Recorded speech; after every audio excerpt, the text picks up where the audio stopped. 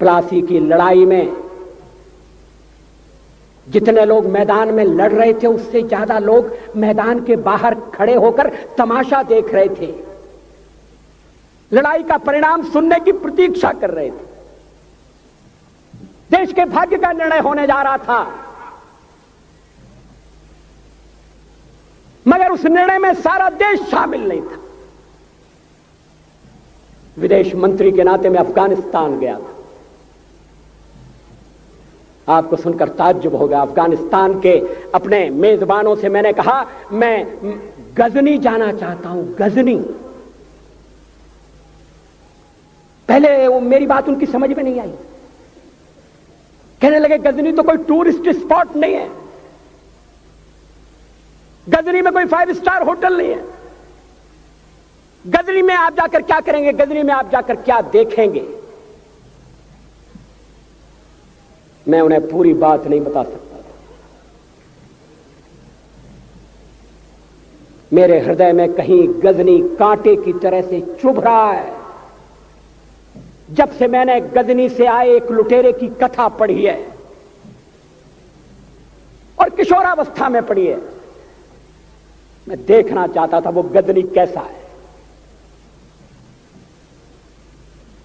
आपको सुनकर ताज्जुब होगा, महमूद गजनी का अफगानिस्तान के इतिहास में कोई स्थान नहीं है।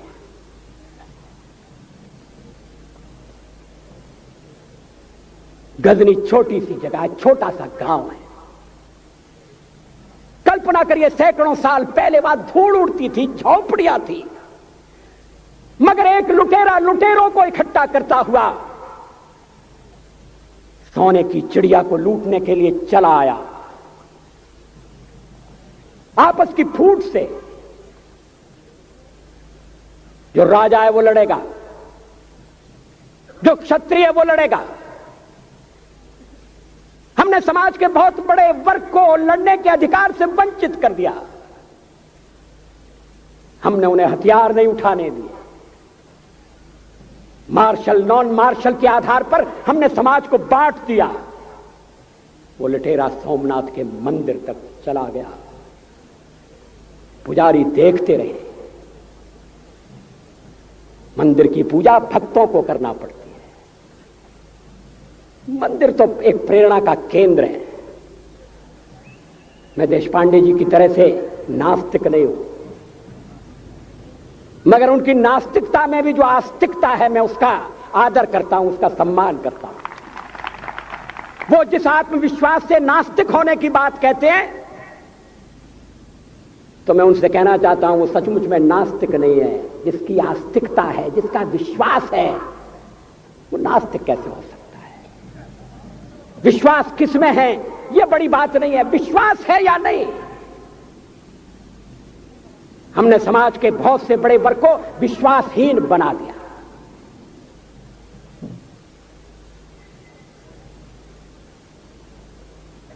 लोगों ने हथियार नहीं उठाए, वेद पढ़ने के दरवाजे बंद कर दिए।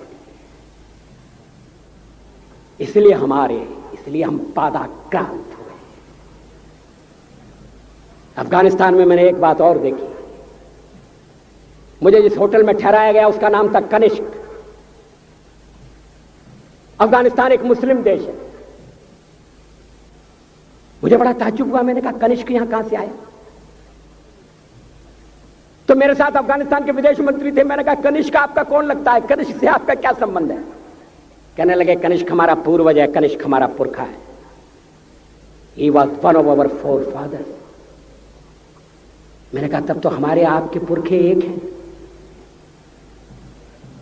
अफगानिस्तान के लोगों ने उपासना पद्धति बदली है, संस्कृति नहीं बदली।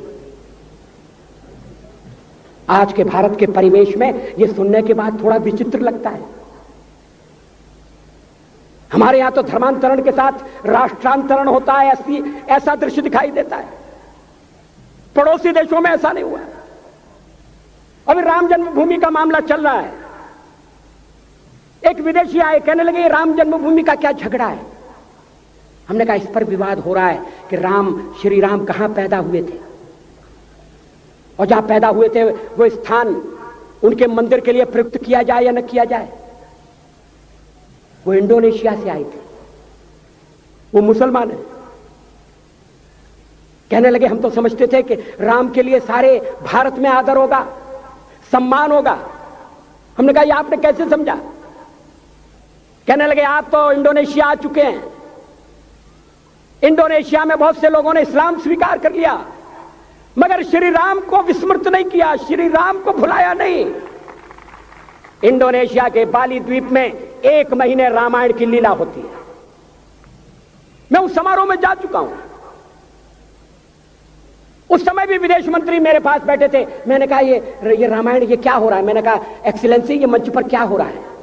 कहने लगे एक्सीलेंसी आपको पता होना चाहिए। हमने कहा मुझे तो पता है मगर मैं जानना चाहता हूं। कहने लगे ये रामायण है, ये राम है, ये लक्ष्मण है, ये सीता है।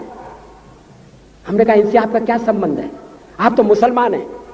कहने लगे हमारा संबंध बहुत पुराना है, हमारा तब का संबंध है जब हम मुसलमान नहीं हुए थे।